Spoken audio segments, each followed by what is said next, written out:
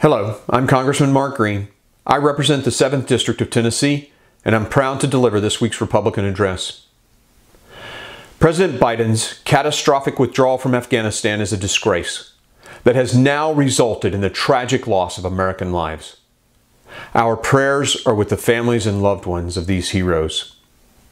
Our so-called commander-in-chief is abandoning Americans, our Afghan allies, and members of NATO who only came to Afghanistan to help us. We are in a crisis of leadership. President Joe Biden has failed.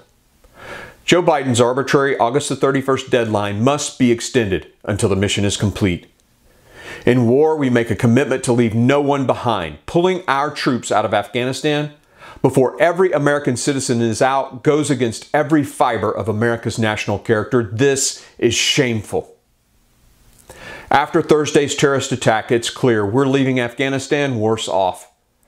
Today, the Taliban controls more of Afghanistan than they did 20 years ago, and now they have billions of dollars worth of U.S. weapon systems. Their rule will once again make Afghanistan a haven for terrorists. I served in the 160th Special Operations Aviation Regiment as a flight surgeon.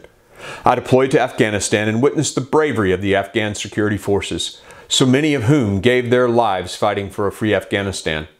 I treated these guys on the battlefield. I held them in my arms as they bled. This is deeply personal to me. I am utterly disgusted that President Joe Biden would blame these brave warriors for the Taliban takeover in Afghanistan, rather than his botched withdrawal. They have carried the ground fight for the past several years. They are brave, but they felt abandoned by President Biden. And who can blame them?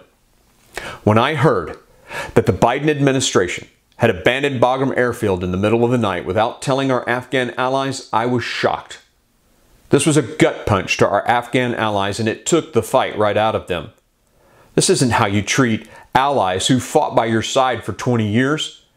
And our NATO allies are imploring us to stay longer to protect their withdrawal, but Biden has refused. I've seen my brothers and sisters in arms laying in flag-draped coffins. They sacrificed their lives in Afghanistan to protect Americans here at home. Now the Biden administration's bad planning is putting more of our men and women in uniform at risk. And his decision to leave Americans behind to satisfy the Taliban's red line is weak and feckless.